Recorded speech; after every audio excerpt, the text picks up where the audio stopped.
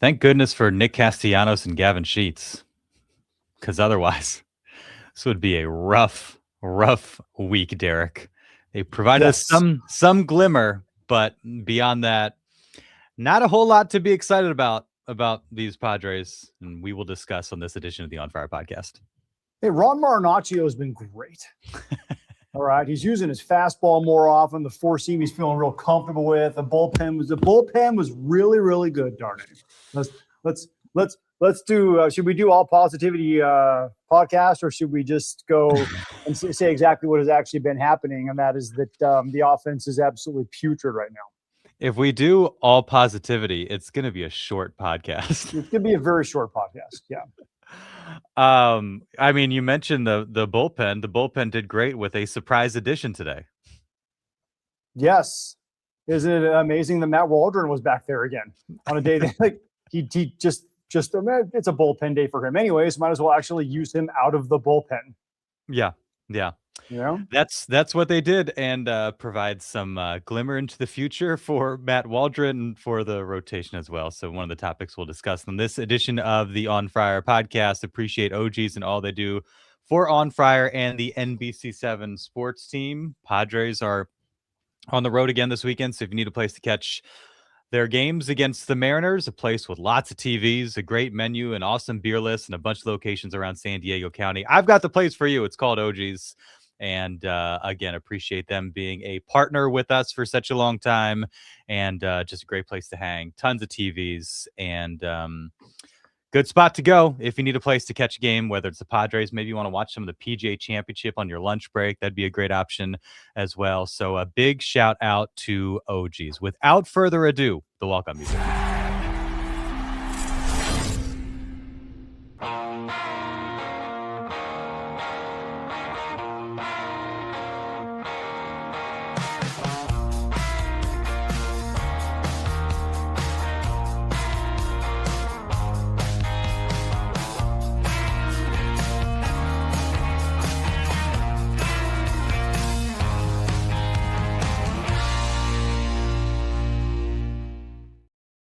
It is the On Fire podcast brought to you by NBC7. He is Derek Togerson. I am Darnay Tripp. We are joining you Thursday afternoon per usual, right after a straight up miserable performance by your San Diego Padres in the series finale against the Brewers on a day where they had no business beating the Brewers. Gavin Sheets changed that with 2 outs and 1 big swing in the 9th. That came 3 days after they had no business beating the Cardinals. Nick Castellanos changed that with 1 big swing with 2 outs in the 9th. And apart from that, not a whole lot of topics to get excited about, except for Ron Marinaccio and his pitch mix and his continued development as part of this bullpen. And Matt Waldron giving them 2 strong. What a gutsy effort. A lot of praise from Craig Stammen 2 days after his start. But Derek, rough go of things in terms of the offensive side of things. Yep, that is the caustic nature of the knuckleball. You just don't know. You just don't know. But you're right. This offense has gone. Every offense goes through lulls, right? It happens to the Dodgers go through it. The Yankees go through it. Everybody goes through it. This team has them happen way too consistently, where you're just going through. You're like you've got guys who are capable big league hitters. Like there's a lot of length in this lineup, and it all just disappears at one time. I don't know if it's game planning. I don't know if it's just running into a string. Jacob Mizorowski obviously is a stud. You can chalk that one up. Like sometimes a guy's just going to get you. The Padres pitching staff, by the way, does that to a lot of teams themselves. But the fact that they go this many times in such short succession, just not scoring runs for such long stretches, it's alarming. It's not just alarming; it's annoying, and there's no rhyme or reason to it because they've got too much to work with. It's not like the Pirates, where it's like, you expect them to go through some stretches. They got like 3 guys in the middle of the lineup, and that's about it. Like you expect that to happen to them. You don't expect that to happen to this team this many times, especially in the first quarter of the season. No, it's happening a lot. And I was just looking at some numbers that we can dive into in a little bit. Because there are, some pretty noticeable differences, year to year, with a different approach, certainly different players. There's a different staff, all that's going to factor into it. It was funny, like not haha funny, but kind of more of a gallows humor type of funny watching the game, and it's like the eighth inning or whatever, and they go down without a whimper, or with a whimper, I should say, late in the game, and we knew where this one was heading from pretty early on. And then you're watching on like the app, and they go to all like the promos and that sort of thing. And there's a promo with Craig Stammen, probably from his introductory press conference, saying, "You've got Xander Bogaerts, you've got Manny Machado, you've got Fernando Tatis Jr., you've got Jackson Merrill. This team could be scary when all those guys are going." And you're sitting here like, I've been watching this team week after week after week. And now that is the case when those guys are going, but for whatever reason, that has not been the case at all this year. And, makes you wonder just about kind of some big picture questions about this team. But, certainly when you kind of hone back in a little bit, it's frustrating. It's befuddling that you can have so much talent on paper, and for whatever reason to start the season, a lot of it just hasn't shown up, and it's been a very upside down kind of year in that regard. Xander Bogaerts, of the star players, has been far and away the most productive. Mhm. But we're sitting here and it's like, if you were to completely shuffle the lineup and remove just names, and it was player A, B, C, and D, and you had no idea who was who, you might have some idea about looking at the numbers. But if you were to set the order based on that and not care about anybody's reputation and their time spent here and their stature in the league, it's like, how vastly different would the lineup look? And I almost wonder if it's time to take that approach, because like, Andujar is your best bet. Ty France is up there. Nick Castellanos has had a really good start to May. These are the guys that have been most productive. For whatever reason, Ramon Laureano, since that hot start, he's slowed down. I was thinking about the other day, I just have no clue what to do with this lineup at this point. Because the guys that you wouldn't necessarily expect to count on are the guys that are producing.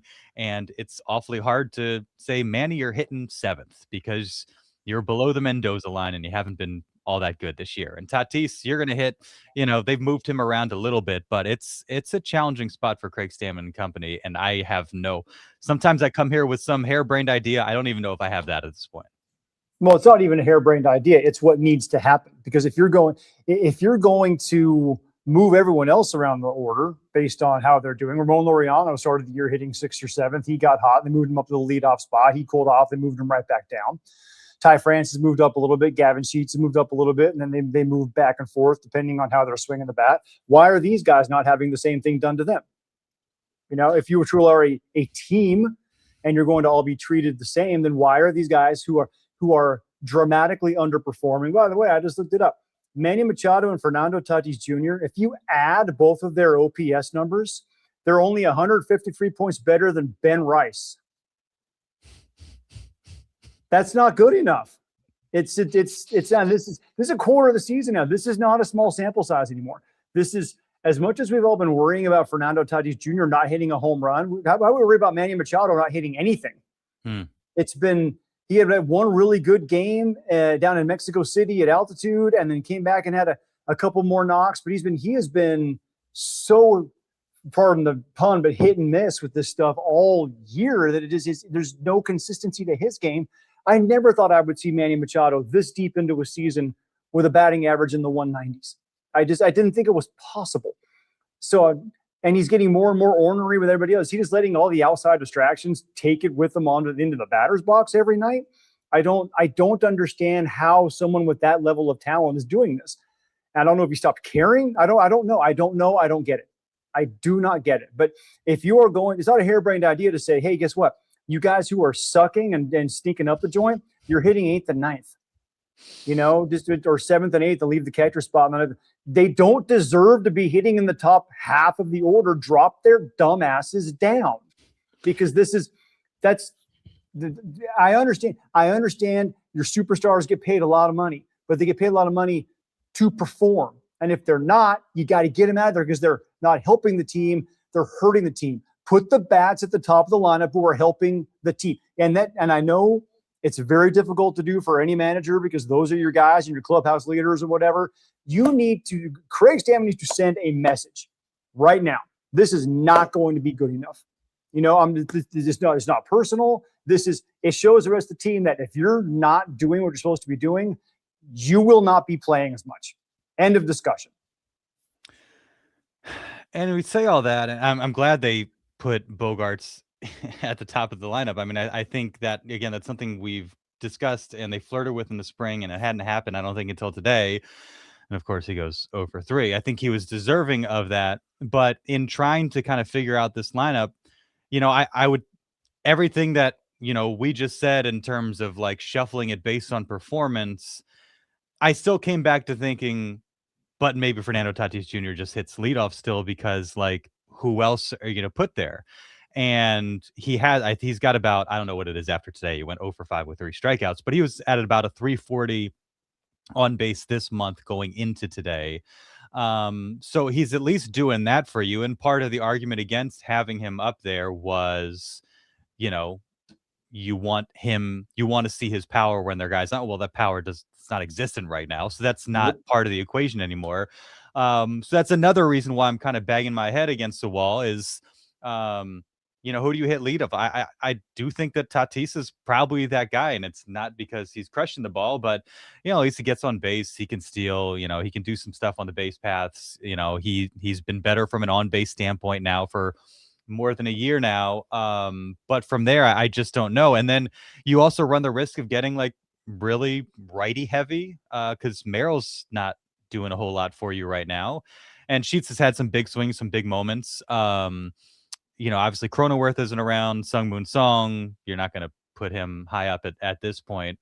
So they're in, I wonder what kind of lineups Randy Nor's thinking up right now because, he was the one that I think spurred one of the shakeups early in the season when Stammen was having some difficulty sorting this thing out. And again, I appreciate the staff being open to a lot this year. And I think they're going to need, like, this is one of those times where you need to be open to pretty much anything because what you're doing right now is not working.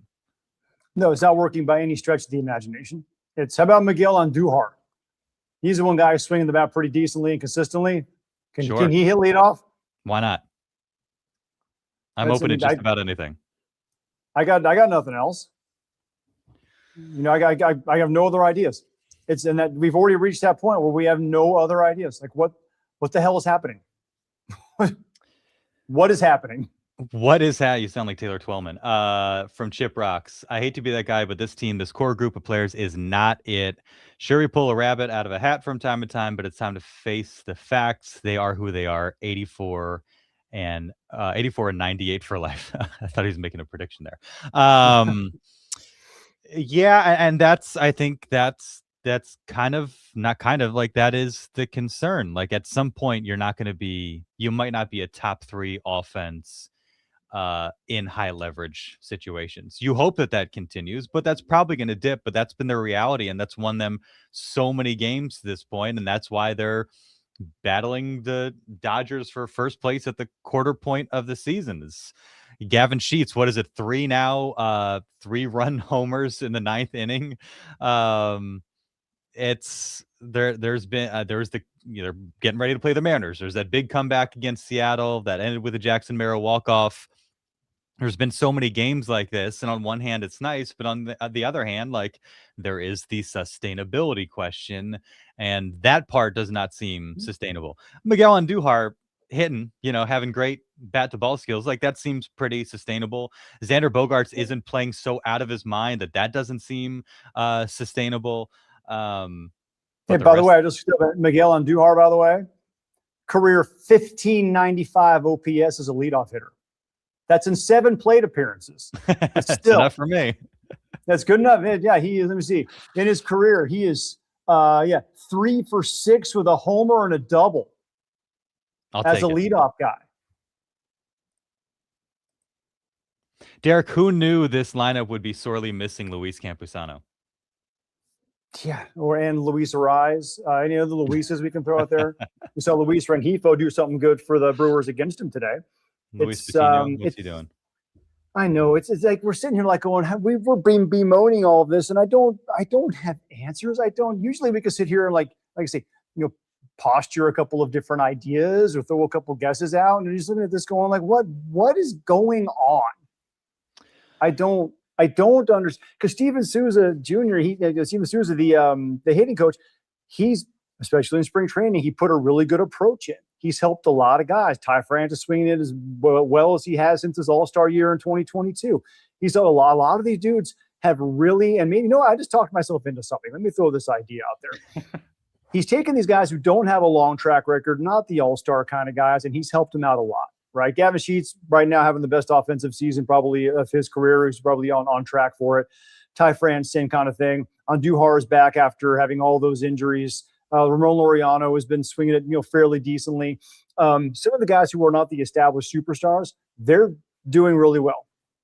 The established superstars are the ones who are not swinging it well.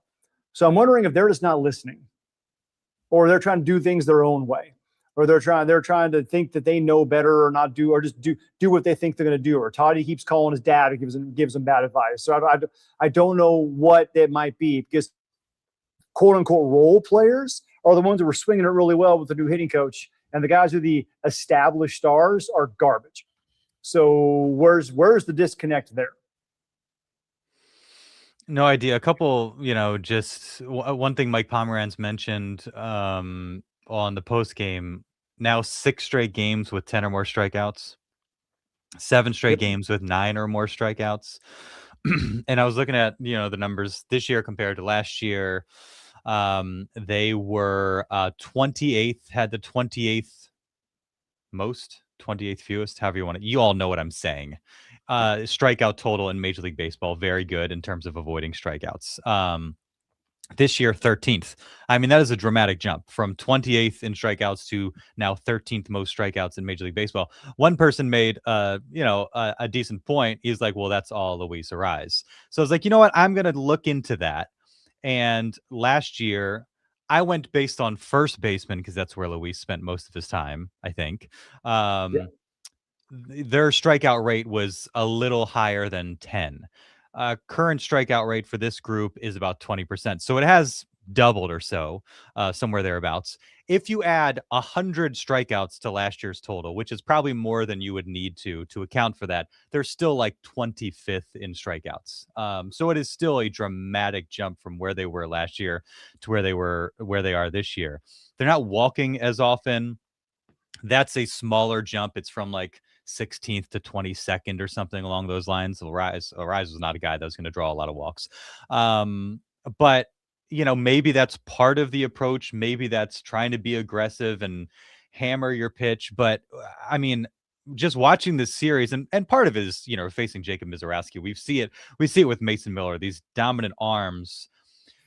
They keep you so off balance. They can locate pitches, and they hit you with the gas. Like, sometimes you're just going to watch 100 go right down the middle because you're just not ready for it, because you're facing a really talented arm. But I feel like, and it wasn't just Mizorowski, we see a lot of moments where they just don't seem prepared for whatever pitch is coming. And the pitch that would be the one to hit just goes sailing right on by without a swing. We can dive into their zone swing numbers and their meatball swing numbers and all that. But, it seems like, and I think that was even on like Tarek Skubal opening day, like one of the things that they talked about is like he breezed through that game. And we see that oftentimes with opposing starting pitchers.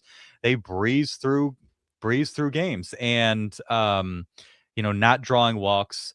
The interesting part of that too is like when you get a lot of strikeouts, you're working deeper counts, it's higher pitch counts. So there's that part of it as well. But for whatever reason, whether it's not hitting their pitch, whether it's not being prepared for their pitch, whether it's not working counts too much, you've seen kind of a shift in the profile of this team that was very not strike out, happy to walk, to one that is striking out way too often, and their walk numbers are nothing to really write home about. I think that you also touched on something there that is probably the biggest issue, which is they're not hitting hittable pitches. They're not killing mistakes. And I saw with Tatis today. There's a fastball was 97. It was right down the middle. I mean, if you could do an intersect of the strike zone, it was like right there at that access point, and he swung right through it. That's a ball that any good big league hitter, because it wasn't like one of those high spin rate late risers, like gets on top. It was right there, and he swung right through it. They're not hitting the mistakes, because the pitcher's going to make mistakes.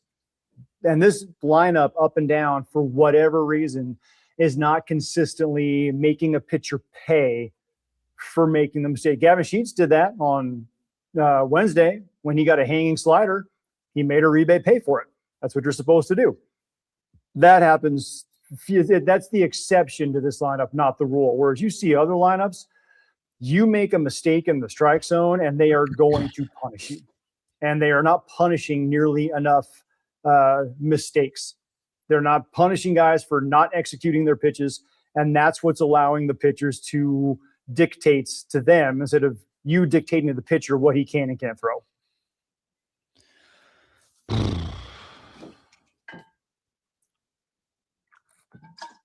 It's frustrating. Yeah, it sucks.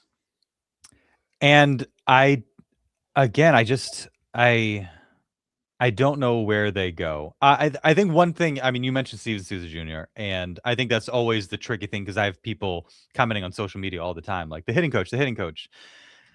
Maybe there's something there, but that's always been one of the kind of tricky things to really discern, is like the impact of the hitting coach, how much of it is the guy's responsibility once he's at the plate. So I don't know, but like, if you make a change at this point, is it really gonna? No, I know people in it's San Diego, Padres fans especially, we went through a run there, I think it was before you got here, where it was like 6 straight seasons with different hitting coaches. I was here for part of that. Yeah, we're just used to, I think that's just the default setting in San Diego is things like new hitting coach, roll the next guy in. Here we go. Phil Plentier, Dave Magadan. You just start throwing names out there. Whoever, I think offensive coordinators here. Yeah, it's at some Brian Flaherty. They've all done it here at some point.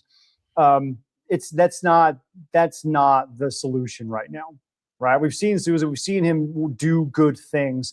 I'm wondering if it's in the coordinator spot. Like, I think, because as you said, like, they seem like they're unprepared for certain pitches in certain spots. Is the game plan, is the preparation, understanding other pitchers' tendencies, is that the problem? Because if that's the problem, and they're not understanding what's coming and they're looking for different pitches, that's a major issue. So do we need to have a new game plan coordinator, a new offensive coordinator? Like what do we need to do? Something's got to either be updated with the players or the information they're getting or the preparation, because it's not working. Yeah, and that was something that came up that we discussed early in the season. Remember, Stammen said that I think it was Logan Webb and somebody else changed the game plan up on them, and they just weren't kind of prepared for the pivot, either in the game, before the game, or mid game. I think they felt like they had a chance to get after Webb a little bit, didn't, and then he kind of pivoted a bit, and then Webb kind of went on a run. So that I haven't heard him mention that.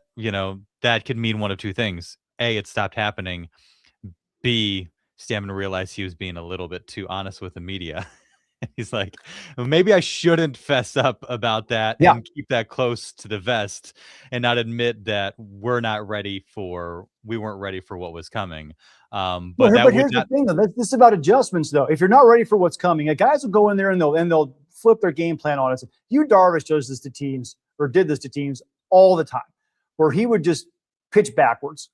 Right, he would just do everything backwards from what he's usually going to do, and two teams a couple times through the order realize, what's he doing here? Okay, cool. But then here's the thing: once you get through the lineup once, and you see if that was just is he doing that just to get us off balance now, or is he going to go back to his old game plan, or is he continuing to do this after one trip plus one or two batters through the lineup? You know what he's doing, so you make your adjustment. You can give him 3 innings. Great, tip your cap, wonderful, good job. Logan Webb's an all-star caliber pitcher. But then you know what he's doing at that point. If you're still second, third time through the lineup trying to wait for him to revert to what he was doing when he's obviously having success doing something else, adjust to what he's actually doing to you. You know, it's the forget about your spreadsheets and your spray charts and your scouting reports. Just use your eye test. What's he doing? What's the guy doing? Okay, well then look for that. Yeah. And at this point, like, we've talked about Tatis so much. Let's see. Change Palomino in the chat. Fernando's at bats are horrific. He can't hit a fastball to save his life, and he still chases sliders and sweepers outside. And that swing he had Sunday against the Cardinals, we're like, oh, that one had a chance. And then there was another one like that Tuesday against the Brewers, where he had too much launch on those two swings, and that cost him his first 2 homers of the season. And I think you're sitting there optimistically like, okay, maybe he's starting to kind of figure something out. And no, because he's all twisted up. Look at his follow through. And I know the exact one that you're talking about because I actually looked up some numbers on Baseball Savant. It left the bat at 105.8 miles an hour at a 37-degree launch angle. Yeah. That is a home run 65% of the time in Major League Baseball. There's been one other batted ball event this year with those metrics. It was a 440-foot home run. That's not Petco Park.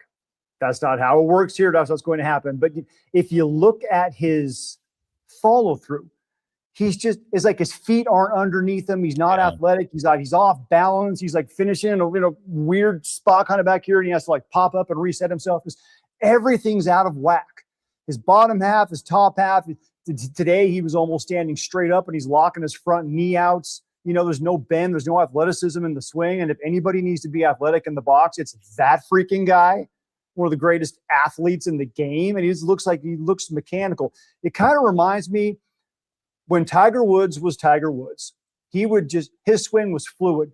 He would feel his way around a golf course, right? He was basically inventing shots as he went.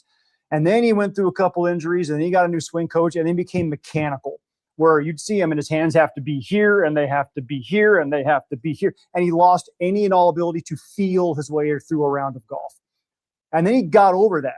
And he started going, you know what? I'm going to hit a little fade into the 7th green here on Torrey Pines. Whereas before he would have been, I have to hit the ball like this and drop. Like he was just robotic. And then he went out and won another Masters. Toddy has to get back from, forget the mechanics. Forget where my hands have to be here, my foot have to be. Just go out and swing the damn bat. Be an athlete. What's that? Be an athlete. Just be an athlete. Just do what you know how to do. Just do what you do. Because all this trying to stand and get my hands here and get my swing through here and get my this kind of follow through and only use 2 hands and not use one hand, and my feet are all here and I'm kind of bent to it's like an unfolding lawn chair. It doesn't work.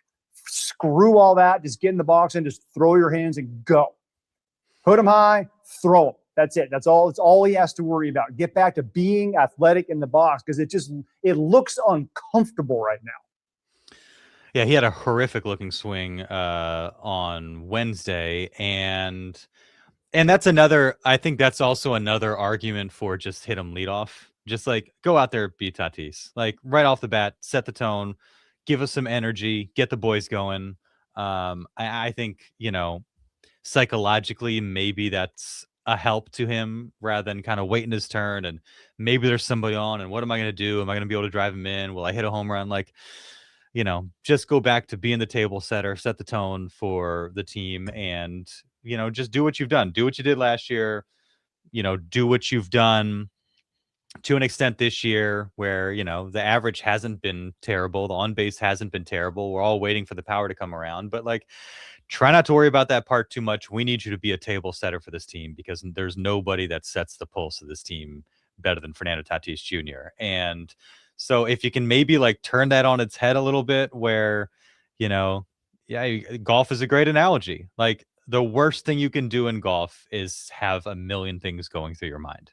Mm-hmm. And it would be, I don't know this for certain, but none of us would be surprised to hear that Fernando Tatis Jr. has a lot going on in his mind right now. And I think Fernando Tatis Jr. is the best version of himself when he is like uninhibited by all that and he is just a freak athlete that can use his natural ability and let that run. So I mean, that, like, if we're at, like, okay, what's this week's fix for Fernando Tatis Jr., it's probably some blend of what we just discussed. Let him hit leadoff, encourage him to kind of be the tone setter and to give the team a spark and to just, like, let everything leave his mind. You're on the third tee with your buddies on a Sunday afternoon. You just cracked a cold one, you know, you're starting to feel like the stress of the week is behind you. You had a couple bad swings, whatever. Let me get a cold one and let me just enjoy myself. And like I feel like that's what his approach needs to be at this point. Nick Castellanos can bring him a cold one in the dugout. He's done that before. So yeah, it's some mix of that and Luis Campusano's I stopped giving an F.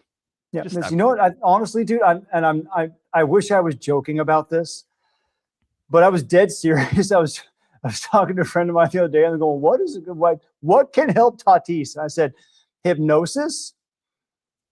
I'm like, and I was kind of joking when I started thinking about it. Like, you know what?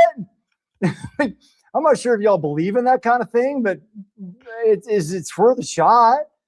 Just hypnotize him. It worked in Office Space. Just try that. Hopefully the hypnotist doesn't, die in the middle of the procedure. But like, wait, why not? Why not just say, hey, listen, we're just gonna do the what's that Men in Black, the neuralizer? Make them forget like the last 3 months. Completely. Completely. Yeah. I mean, there's been a lot of developments in the hypnosis game. It's not all holding a pocket watch in front of your eyes until you zone out. And I think we've all kind of wondered, like, what resources do the Padres have from a sports psychology standpoint? I don't know. But I think there's been a number of phases where you've watched Fernando Tatis Jr. and you think, like, having a good conversation with somebody might do him some good. And maybe he's doing that. We just don't know. I'm a big believer in therapy. I talked about therapists yesterday. It helps you so much, So, and obviously he is a sensitive guy. He's got a lot of stuff going on. He said he needed to be uninhibited. The problem is he inhibited himself with a lot of the stuff that's probably going through his mind from, severe immaturity. But, you got to figure out a way to get over that at some point. I know I'm sitting here as a 50-year-old person who's got a lot more experience in life. It's easier for me to say that. But he's got to find a way to get over it. And I think he is less concerning because it is in his head than Manny. Because Manny looks like he got old overnight. He doesn't have the first step at third. He doesn't have the same back quickness. He's not moving down the line as well. He looks like 2015 Peyton Manning. We're just right, like, that's harsh, Derek.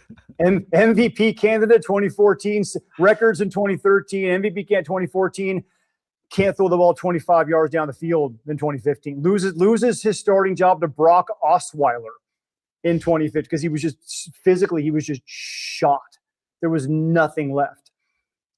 Manny's starting to remind me, that's an extreme example, but same kind of concept of he looks like he aged 10 years overnight. That's scary. One thing that has come up, I forget, it was probably Fangraphs or somebody, I wish I could remember who, but somebody was mentioning his bat speed and how that has, basically year to year taken a step back. And so I was just looking at that, and of course they only have this information from 2023 forward, but he was 96th percentile in bat speed in 2023. He was 90th percentile in 2024. He was 84th percentile in 2025, and he is 74th percentile in bat speed in 2026. Yep. The numbers prove it. That's one of those great things where the eyeball test is supported by the numbers. And And that's something that I saw probably within the first couple weeks of the season. So you see these things, and you kind of start to view the game through the lens, and you're watching him, and obviously the tough start to the season he's had, and Manny has, I'm not a swing expert by any stretch of the imagination, but it is a long swing. That's, I think, part of what makes it powerful, and he is so incredibly talented from like hand-eye coordination, bat to ball, like we know that.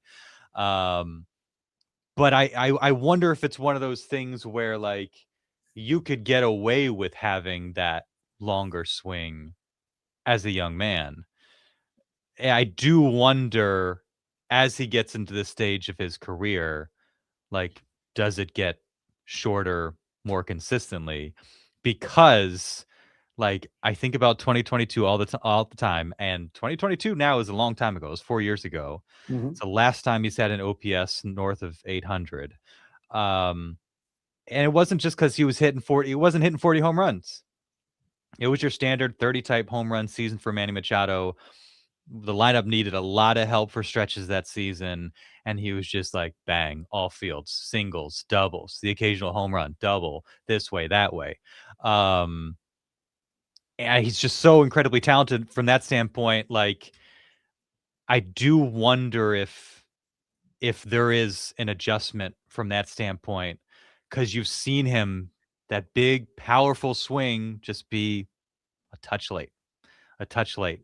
And, if there is an adjustment there to quicken that up a little bit, be a little bit maybe more direct with his exceptional natural ability, does that kind of help his evolvement as he, as Craig Stammen said, not a spring chicken anymore? Yeah. And by the way, he's 33. That's your prime. This is not supposed to be happening this soon. Well, is it Again, 28 I to know 32? I thought 28 to 32 was the prime. it's still nowadays with the way the guys are supposed to be keeping themselves in shape. It's up to like 34, 35 for running back.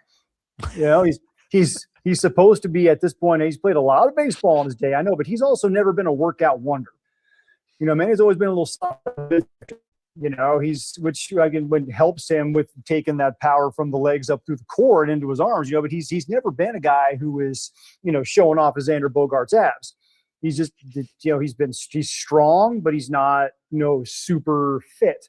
It works for Jeremiah Estrada and a pitcher because you need that. It does not work it for Manny right now. He's not kept up with what he needs to do. His swing was always a lot like Edgar Martinez, and it's a long swing, but he's able to have this innate ability to keep the barrel in the hitting zone for a very long time. Well, and again, it's fractions of a second, but for major league hitters, that's a lot more than most people do. Well, now he's not able to do that because his bat's traveling slower. So now it's not staying in the strike zone for a long time.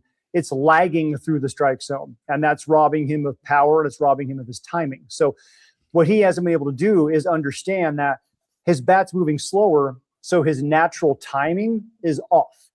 So he has to do one of two things: either shorten up his swing to get it back on time, start a swing earlier to get it back on time, or make the swing faster. So I don't know which one he's going to choose. I didn't. Also, Manny's a stubborn dude. So I'm not sure if he's going to be willing to open up and listen and accept the fact that this is what the numbers are saying, and the results tend to show this out. He is so incredibly talented with such a massive baseball IQ that he could make an adjustment if he just accepted and chose to make the adjustment. Yeah. From Chip Rocks, nobody's mentioned this, but losing Campa to a broken foot is bigger than everything else. I mentioned it, Chip Rocks. They were everything else.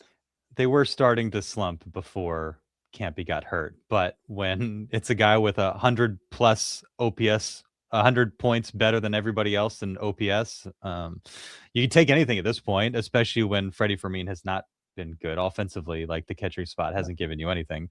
Are they going to win a dramatic, amount more games, during the stretch without Luis Campusano? I don't know, but couldn't hurt at this point. It can't be that certainly adds another spot to the lineup, but I don't think it overcomes the complete lack of offense here. I mean, he's worth a few more runs, no question.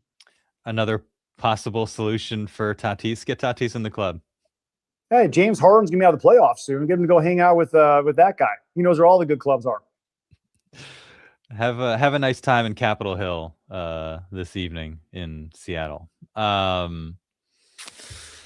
right, have we exhausted the offensive side of things? We got about 10 minutes or so. Griffin Canning was not good today.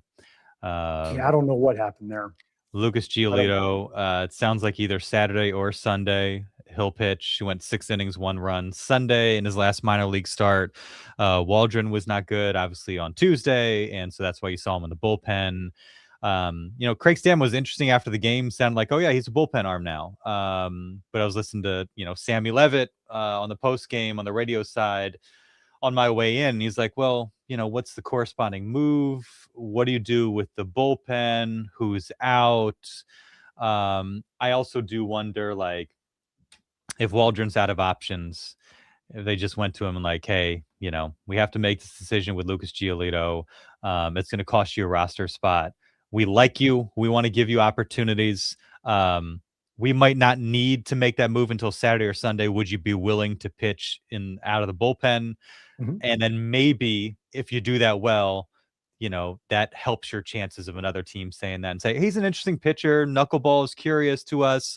Maybe he's a bullpen arm. Like, what were the 2 innings we saw today a sign of things to come for the Padres, or a chance for Waldron to improve his stock on his way out the door?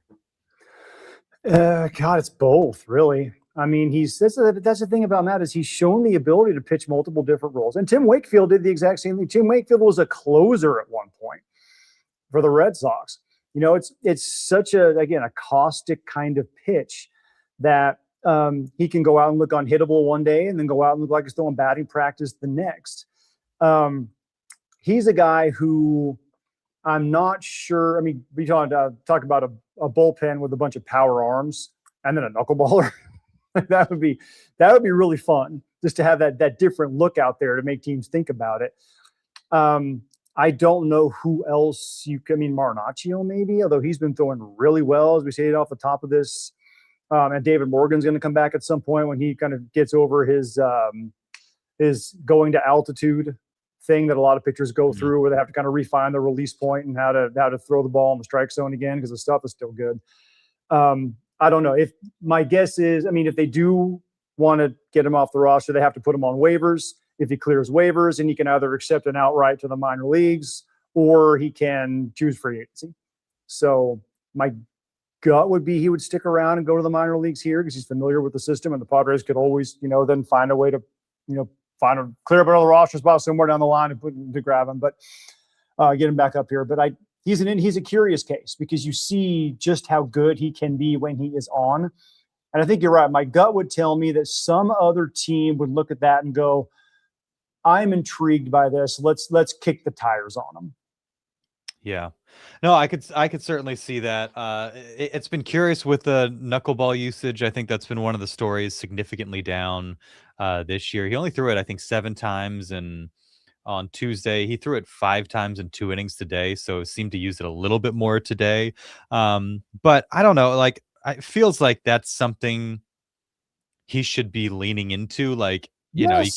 you can make an argument whether or not he should be R.A. Dickey, but I think you have this interesting, unique weapon to then keep it mostly sidelined. I don't know if I quite understand that. Like, it's nice to have stuff that's good enough outside of that, so you're not just a pure knuckleballer, but like, is that stuff good enough that you can abandon the knuckleball? I don't know about that. I mean, I think we kind of have our answer.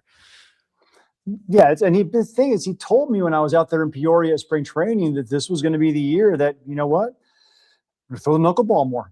I like to get up to like 35, 40% usage, and he just hasn't done it.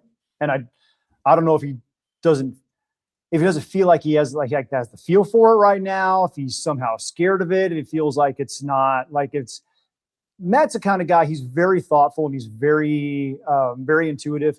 I would doubt greatly that he is going through some kind of a thing where he's like, I don't want to be known as a knuckleballer. I'm a pitcher with a knuckleball. And he's just like, I refuse to throw it because I want to prove I can get people out. That's not Matt Waldron. That's not the Matt Waldron that I know.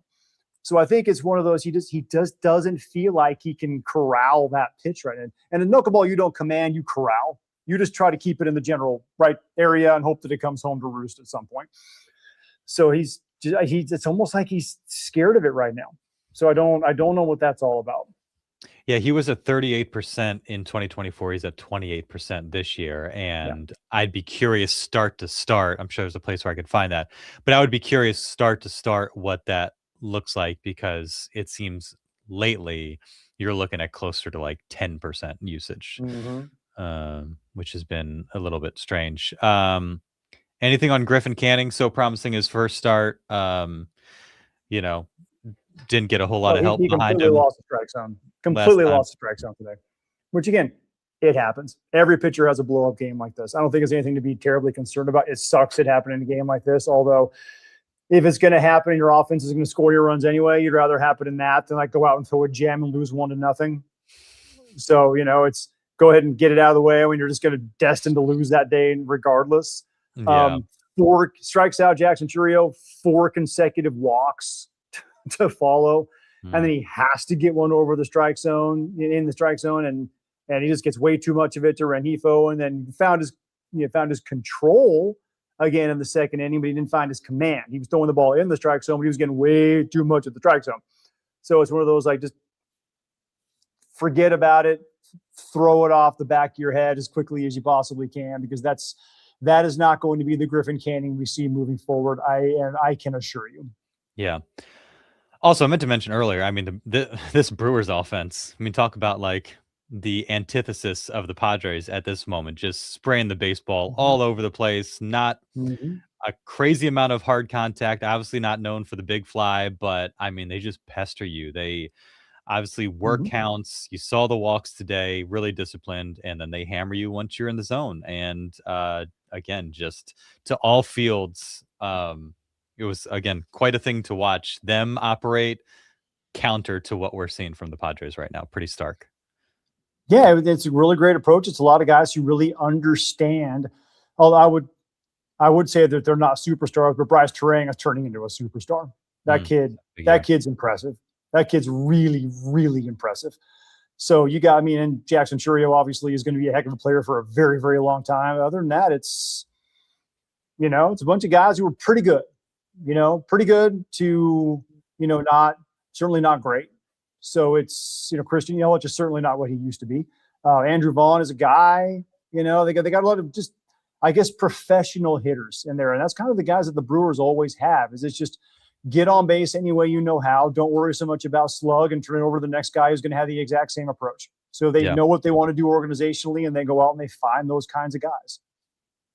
I've definitely brought up Garrett Mitchell and Sal Frelick in past kind of potential trade discussions. Mitchell slashing 216, 343, 328. Again, not amazing. Sal Frelick, 225, 311, 310. Again, doesn't jump off the page.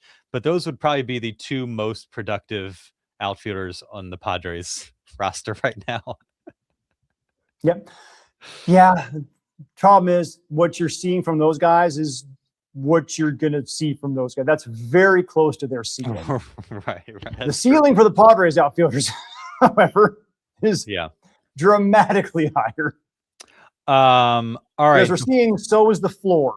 Let's see. The floor is dramatically lower. It's a low floor right now. Feels like a very, very low floor. If you don't have anything else to add, and I meant to do this off the top, so bad job by me, but a programming note on Sunday. Part of this in flux because of your trip's not in flux. You're going to be in Seattle providing us great post-game coverage. What we don't know is what we're coming out of Sunday Sports Night in San Diego, because there's a chance that we get a Game 7, but there's a chance, it sounds like, if there's no Game 7 on NBA, in the NBA, there could be Mariners Padres on NBC 7. No local, Padres TV broadcast. So hopefully they end up on NBC 7. That would be amazing. That would be then followed by Sports Night in San Diego, your de facto post-game show for that game. if they're not on big NBC, they'll be on Peacock. And regardless, Derek Togerson, Jesse Sanchez will be there. It'll always be Safeco Field to me, at Safeco Field. Agreed. It's about T-Mobile Park or whatever. No, it's Safeco. I was there for the first ever game at Safeco. Oh, nice. The Padres played mid-season. Yeah, I was working in Washington at the time, the place that we both spent some time. That's right. But it was that's a nice park. It's a great it's ballpark. one of those weird parks that it does on TV. It looks okay, average. In person, it's awesome. Yeah, it's a great ballpark. Love the city as well. So excited you guys are going to be heading up there. You'll have us covered post game M's Padres. Again, with no local broadcast, we'll be your place to find it. And so safe travels up there to both of you. Have a great time. I know those trips are always busy and hectic, but hope you can enjoy it as well. And look forward to talking to you live Sunday night on Sport Trap, scheduled to start 7, hopefully after Mariners Padres, potentially after Game 7 as well. Yeah, so it's let me see, the Spurs that have to win and the Cavs that have to win. Game 6 is correct. Mm-hmm. I think, but there could be one. If there's one, what do they do? That's the part I don't. It's for the people. Well, if there's one, they'll put it in prime time. Yeah. So that would be the game we'd come out of. Yeah. So but so both those series end in 6. Then it's going to be Padres Mariners on big NBC. Big NBC is back in the Major League Baseball game, folks. Love it. In fact, we're going to have 2 Padres games on NBC on Sunday Night Baseball that we know of. One against the Astros at Petco Park. The other up at Dodger Stadium against the Dodgers. That one's either in June or July. Yeah. Yeah, and I'm going to do my very best to not have to go there because the fans are getting a little more belligerent than they even usually are at Dodger Stadium. Speaking of the Dodgers, 3 coming up next week at Petco Monday, Park. Tuesday, Wednesday. And we will be with you next week to discuss all of that. Thanks for watching. Thanks for listening. And we will catch you then.